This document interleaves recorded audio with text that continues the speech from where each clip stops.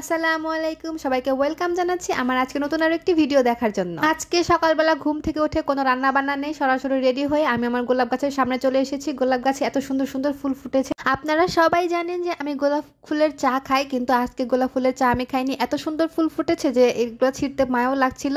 আজকে যেহেতু বাবার বাড়ি যাব, এই জন্য ফুলগুলো গাছেই থাকছে।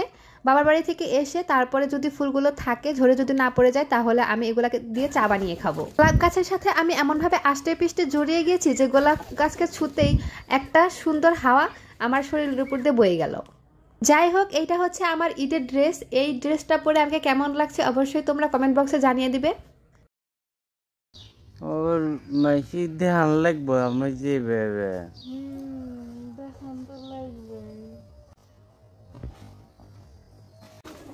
বাবার বাড়ি যাব বলে কথা, আমি তো খুবই এক্সাইটেড, কিন্তু আপনাদের ভাইয়ার মধ্যে কোনো পরিবর্তন নেই। সে কবুতর নিয়ে খুবই ব্যস্ত এবং মহা ব্যস্ত। কবুতরদের গোসল করাচ্ছে। এনাদের গোসল করার ধরনটা ভিআইপি ধরনের, সবাই একসাথে গোসল করে না। একদল আসে গোসল করে চলে যায়, আবার আরেক দল আসে গোসল করার জন্য। অনেকে তো একদম পানির মধ্যে শুয়ে মনে হয় মরে গেছে, এরকম অবস্থা।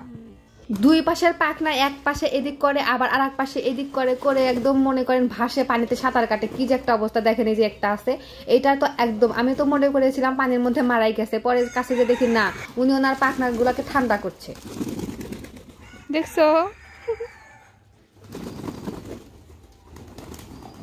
যাই হোক, সবার গোসলের থেকে এনার গোসলটা আমার কাছে ভিন্ন রকম লেগেছে, এই জন্য অনেকক্ষণ ধরে এনাকে দেখছিলাম আর ভিডিও করে নিচ্ছিলাম।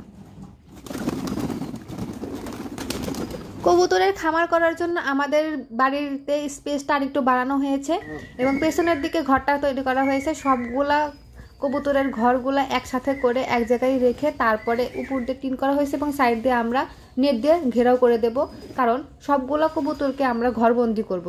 ছাড়া অবস্থাতে কবুতর অনেকগুলো হারিয়ে যাচ্ছে। আর এখানে দেখেন সব কপতিগুলো একসাথে জোড়া লাগে গেছে, অনেকের বাচ্চা হয়েছে, অনেকের ডিম ফুটে গেছে।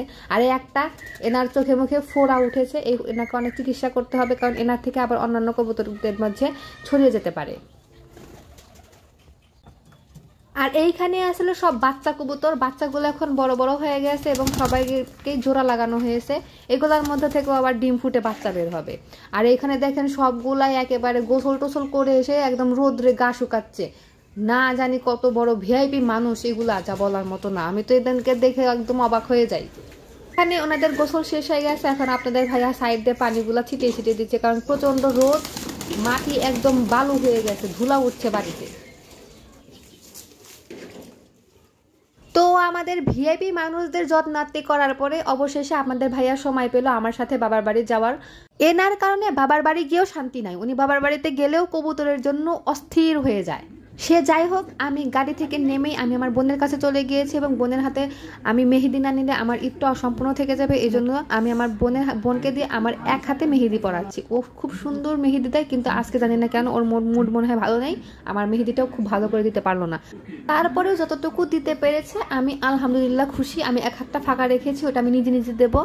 এই ডিজাইনটা কেমন হয়েছে এটা আপনারা কমেন্ট বক্সে অবশ্যই আমাকে জানিয়ে দিবেন। সকালবেলা রান্না করিনি, প্রচন্ড খিদা লেগেছে।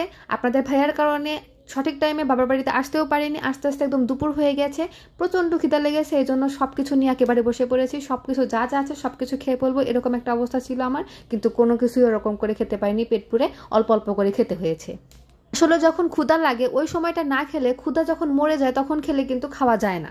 যাই হোক, এখানে আমার মা পোলাও রান্না করেছিল, মুরগি রান্না করেছিল, বেগুন ভর্তা করেছিল, পায়েস রান্না করেছিল, সেমাই রান্না করেছিল, বেগুন ভাজি করেছিল, ডিম ভাজি করেছিল। ওগুলো আমি কিছু খাইনি, আমি শুধু মুরগি খেয়েছি আর সেমাইগুলো খেয়েছি। এইগুলা এতটাই মজা হয়েছিল যে আমি বাবার বাড়ি থেকে আমার শ্বশুর বাড়িতেও নিয়ে এসেছিলাম, যাতে আমি ফ্রিজে রেখে ঠান্ডা ঠান্ডা খেতে পারি। খাওয়ার শেষে এতটাই গরম লাগছিল যা বলার মতো না, বাড়িতে একদমই মন বসছিল না। এই জন্য আপনাদের ভাইয়াকে বললাম যে চলো যাই, একটু ঘুরতে যাই। তো দুইজন মিলে খাওয়া দাওয়া শেষ করে বাইরে বের হয়ে গিয়েছি আমরা সিরাজগঞ্জের উদ্দেশ্যে, যে আমরা সিরাজগঞ্জ একটু ঘুরতে যাব। এই গরমে কোথায় যাব সেটা কিন্তু অনেকটাই কষ্টের ব্যাপার, কারণ যেখানে যাব সেখানে প্রচন্ড রোদ, প্রচন্ড গরম। এই জন্য আমরা চিন্তা ভাবনা করলাম যে আমরা চায়নাবাদে যাব, নদীর মুক্ত খোলা হাওয়া খাবো। আর সেই জন্য আমরা চায়নাবাদ যাচ্ছি। আর চায়নাবাদের ভিডিওটা আমার এই চ্যানেলে দেওয়া আছে, আপনারা যারা দেখতে চান তাদের জন্য আমি উপরে আই বাটনে দিয়ে দিব, সেখান থেকে আপনারা দেখে নেবেন। আজকে ওয়েদারটা অনেক সুন্দর, প্রচন্ড গরম না, মিষ্টি মিষ্টি রোদ আর মিষ্টি বাতাস।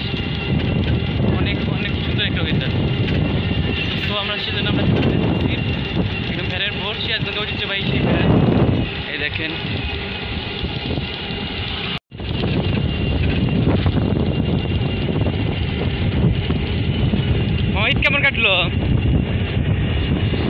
তো এই ছিল আমার আজকের ব্লগ। আশা করি তোমাদের এই ব্লগটা অনেক ভালো লেগেছে এবং আমার এই ব্লগের কোন পার্টটা তোমাদের কাছে বেশি ভালো লেগেছে অবশ্যই আমাকে কমেন্ট বক্সে জানিয়ে দেবে।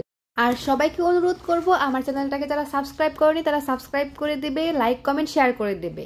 সবাই ভালো থাকবে, সুস্থ থাকবে, আমার জন্য দোয়া করবে, তোমাদের জন্য অনেক দোয়া রইলো। আজকে এই পর্যন্তই, আল্লাহ হাফেজ।